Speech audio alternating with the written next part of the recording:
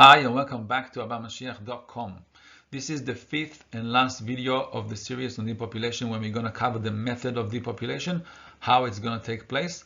We're going to see two interesting insights from the Lubavitcher Rebbe. We're going to see an executive summary of all 5 videos, the practical takeaways from this topic, and get exposed to some prophecies of population explosion. So let's start. The literal way in which the depopulation will take place is described by these two words, yikartu, igva'u, in the prophecy of Zechariah. So it's not going to be a pretty description, but let's have a look at how it looks on the face of it. So the context is that this prophecy is followed by a famous prophecy of Zechariah chapter 14, which describes in detail the war of Gog and Magog, a famous war that's going to take place before Mashiach comes. So this prophecy comes just right before, and according to the commentaries, Ibn Ezra says that the war of Gog and Magog is a description of how Yikartu Igvau, the two-thirds of humanity would get impacted. So this is described in the war of Gog and Magog. And in that sense, it's an immediate punishment for a crime of the nations of the world that will come and wage a war against the Jews of Israel at the time. And the literal meaning is very simple. Yikartu igvau. Yikartu means they will die, like the Radak says, by sword, and igvau means they'll die through a plague. So that's how it looks on the face of it, but it's not as simple as that.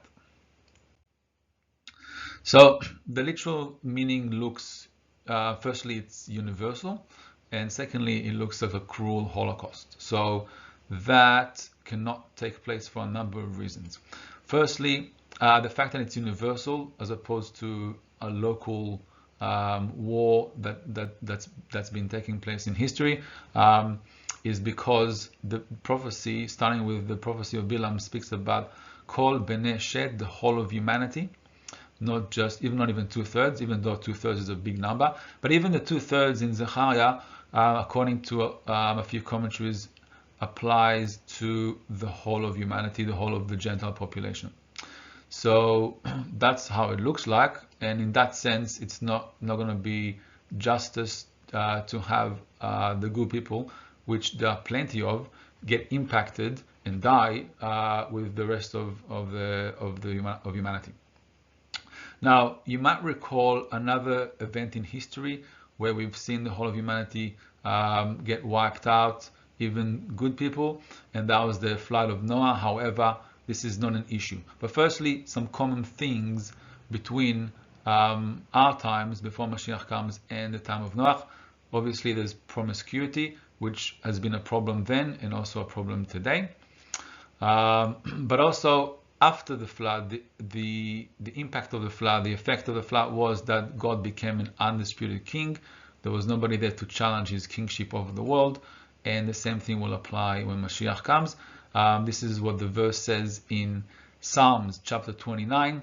Hashem lamabul yashav, God was enthroned at the flood. He became an undisputed God, king over the world at that time, and he will also be the king forever, and the commentary say that applies to the times of Mashiach. However, there's obviously a stark difference between the two. By the flood, there was nobody there to challenge him. However, when Mashiach comes, all the nations of the world will be there and nobody will challenge him. They will all accept his kingship, and that's clear from many prophecies. So it's a completely different picture. So the flood of Noah is not an issue, and therefore we go back to our first question: why would you have such a universal impact on the whole of humanity? And in terms of the cruel nature of this punishment, that seems to be very inconsistent with the Messianic age which it heralds. So another issue that we need to solve. So the Lubavitcher Rebbe asked these questions, and he comes up with the following solution. The Rebbe says this in 1983. It he addresses these questions, and it's based on the fact that karet, which is a punishment, it's a capital punishment, it's a very extreme punishment in the Jewish religion. It means excision, but it specifically relates to offspring. So the person dies, but also his offsprings die, or he doesn't have any continuity. And the second form of punishment, which is gviyah, is actually, if you look at the way it's used in the Tanakh, in the Bible, it's not really a punishment. It means an expiry, and largely a natural expiry. So it's not necessarily to do with a punishment. And therefore, the Lubavitcher Rebbe says that it's the way that these 2/3 of people would be impacted by that prophecy is sterility. They'll lose their ability to procreate, to produce, and in that sense, they'll become infertile. And also, in that sense, the two words yikartu igvau mean the same thing, mean the same consequence. It's not two different punishments, like other commentaries say, and that's why there's no vav there to say yikartu veigvau. It's yikartu igvau, like it describes the same punishment, which is no continuity. So if that's the case, then it's going to be a long-term effect. It's not going to be like during the war, which will involve no suffering and be consistent with the Messianic lifestyle, because the people will still live a happy and fulfilled life in the times of Mashiach, enjoying and participating in that era. However, they'll just won't have continuity, and then when the time comes to die, then that will be the end of them. So another point to note with this is that it's not really a punishment, taking something away.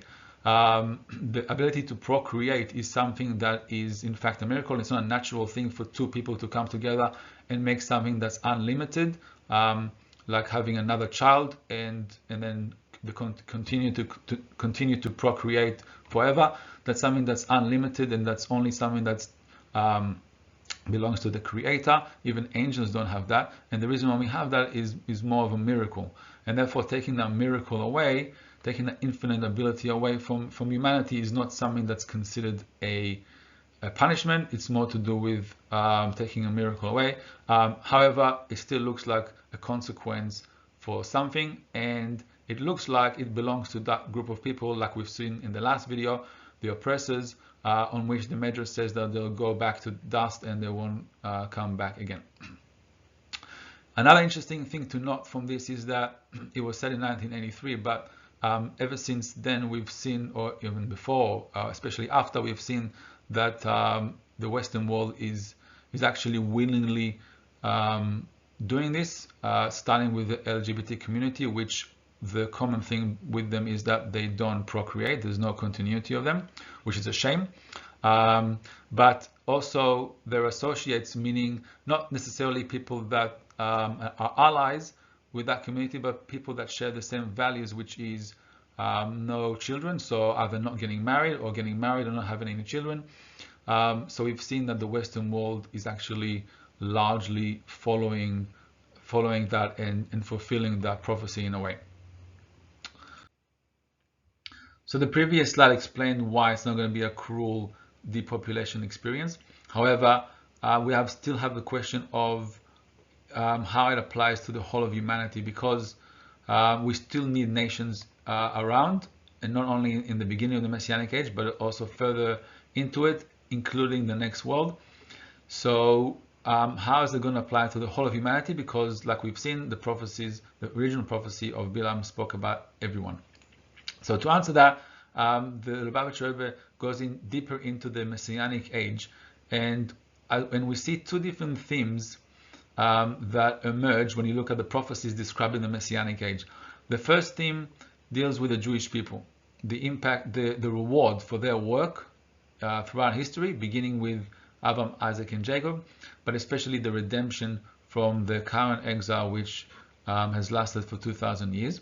That's one theme. The other theme is it's about the creation, about the whole creation, including animals and inanimate objects, but especially human beings and the Gentile population. There's a lot of prophecies about them, that everyone would appreciate the divine reality on their level. So the question becomes, are these two themes parallel, or the theme of the world is an aspect of the theme which is about the Jewish people? And these two approaches we see featuring in the discussion in the Talmud with Rish Lakish and Rabbi Yochanan. Rish Lakish took a view that everything is an aspect of the redemption of the Jewish people, and therefore you cannot have any Gentiles remaining as a separate entity nationally, like nation-wise, and also individuals. So that doesn't mean that they have to be wiped out, God forbid. It means that on the level, on the scale of humanity that we've seen in the previous video, it means that they all will have to undergo some form of conversion to get to those higher levels, and therefore what's going to happen is that there won't be any more Gentiles. And in that sense, not only it's not such a negative thing that there won't be any Gentiles like we originally thought, that they'll all have to be wiped out, how it can be in a way that all Gentiles still remain and they undergo that conversion process. However, Rabbi Yochanan took a different approach, and his approach is that no, there's the two different themes, and therefore on the scale of humanity, it means that we have to have Gentiles to fulfill the prophecies that relate to the world as a standalone item. And if you look at the Jewish law, the Rambam, every time he mentions the Gentile population in the context of the Messianic age, it's always as a separate aspect and as a standalone item, and therefore Jewish law sides with Rabbi Yochanan, that there will be Gentiles as Gentiles in the Messianic age, and the two themes are parallel, so it seems.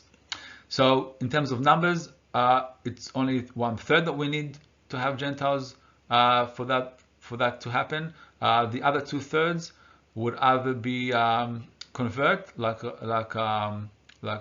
Rish Lakish says, or discontinue, like we've seen above.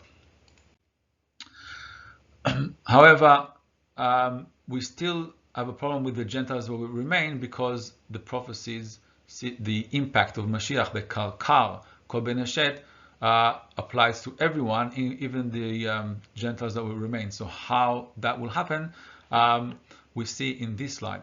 So the experience, even though there's two different themes, the experience is also different. We see the prophecies, and all these prophecies happen to be in the book of Isaiah. We see the prophecies describing the experience in a different way. So let's have a look at some of these prophecies. The first one is Lo Yekanef Od Morecha, your teacher, referring to God Almighty, will no longer be concealed, and your eyes will see your teacher. So an experience of God Himself. Another prophecy, Ki Ein Be'ain Yir'u Beshuv Hashem Tzion, they're going to see with their own eyes how God Himself returns to Tzion, to the Jewish people. And then another prophecy, V'haya lach Hashem le'or olam, God Himself will be your everlasting light.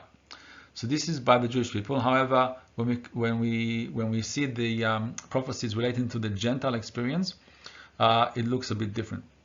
For example, V'alchu goyim le'orech, the nations will go by your light, which means the Jewish people's light, so indirectly to God.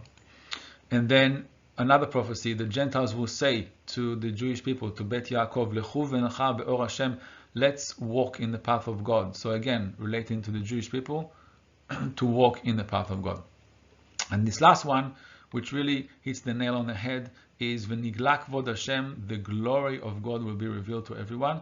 V'ra'u kol basar yachdav, all flesh will see. Ki pi Hashem diber, the mouth of God has spoken. Which means that they're going to experience the speech of God. Whatever is creating the world, has created the world in the beginning and keeps on creating it. The 10 utterances that God said, and they became a world. This is what the whole humanity will experience.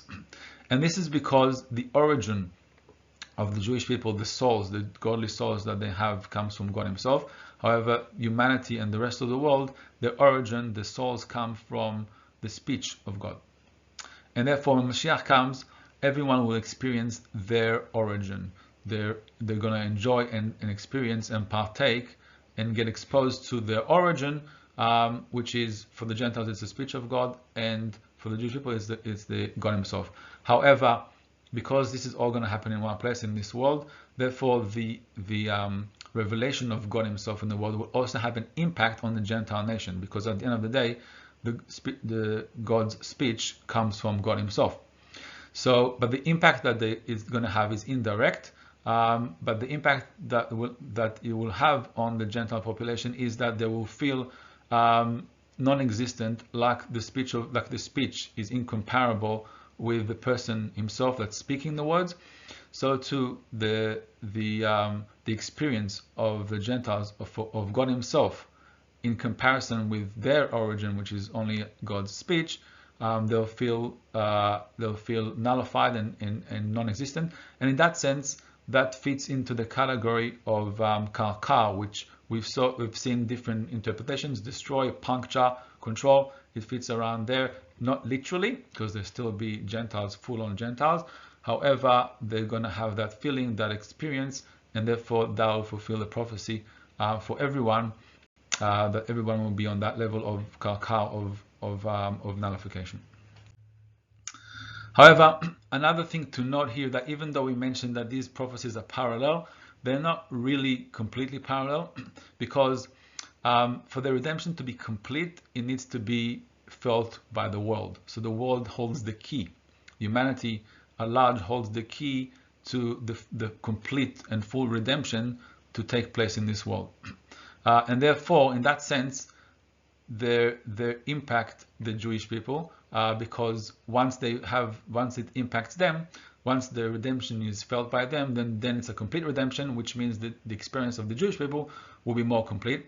And because of that, the Jewish people have an obligation to engage with the world, to engage with humanity, to prepare them for that era, so that they will also have a share in that complete redemption. So everybody will have that experience.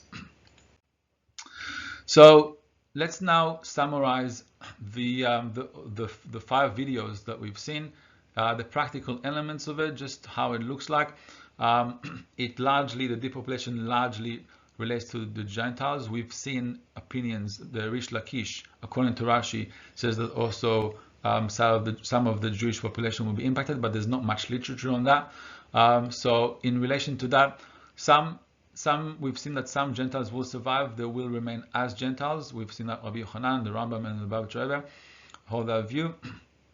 The other Gentiles, what's going to happen to them? So we've seen that some will convert, and to various extents, and the flip side of that, or they will become sterile and they'll discontinue. And then some Gentiles would have to be exterminated, and then that'll be the end of them. How that fits in with the prophecies of Zechariah. So Yivater Ba, the third that will remain, would be those that survive.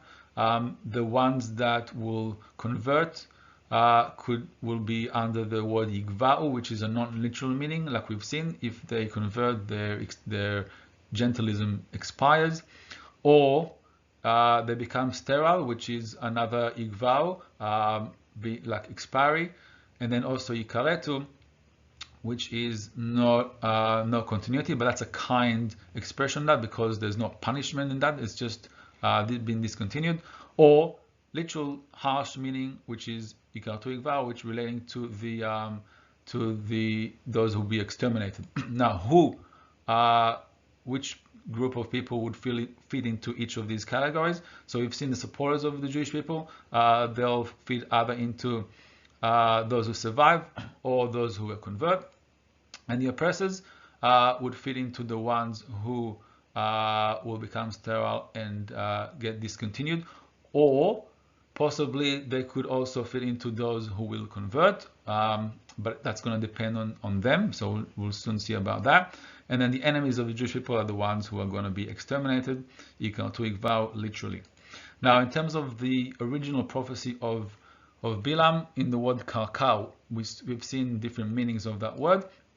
The first meaning by Onkelos was that the Mashiach will control the whole of humanity, and that relates to those who will survive the depopulation, or even puncture, like we've seen, that they're also going to feel their origin and feel the intensity of the revelations in the Messianic age. So that's going to cause them to be punctured, so to speak.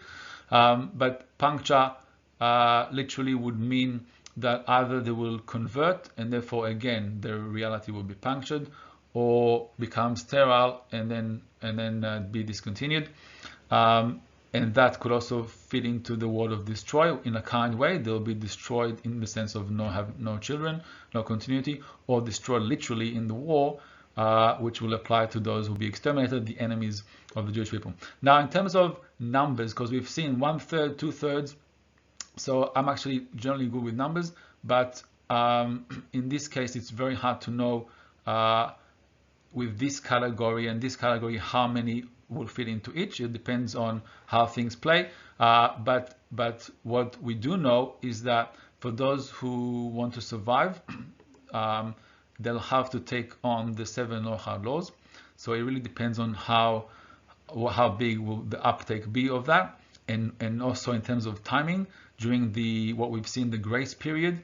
It's unclear how long that's going to be, and I would venture to say it could even start now, and it could also, we could already be in that period of that grace period of an opportunity for the nations of the world to take on the 7 Noachide laws, and also on the Jewish people, how much they'll be engaged in impacting the Gentile community to take on those 7 Noachide laws, starting with the first one, which is believing in God. This will be the final nail in the coffin of exile, the last task for the Jewish people to do in order for the redemption to be a complete redemption. That's all for the depopulation. Now, some prophecies to the contrary, right? So population explosion. It starts with the promise that God made to Abraham in the covenant of Isaac, where he said to him that your children will be like the stars of the heavens and the sand by the seashore. So a great number, close to infinity. That's the promise that he gave Abraham. So a lot of people in the world, descendants of Abraham, which seemingly might also include converts, because converts also come from him. However, in this world, Moses tells us that you will be the least of all the nations. There's no population explosion for you. You're going to be the least of all the nations, of the 70 nations, and that's how this world is going to be to be conducted. However, when it comes to the Messianic age, Hosea comes and tells us this is when it's going to happen. The children of Israel will be like the sand of the sea that will not be measured nor counted. So a number, but close to infinity, which again, this is the fulfillment of the promise that there will be a lot of people in the world. And if that's not enough, then you've got the resurrection of the dead, where you got all the previous generations coming back to life, as mentioned in Daniel and other places. So a lot of people in the world, which was the original intention, for the humanity to cover and populate the land, and this is what's going to happen ultimately in the world.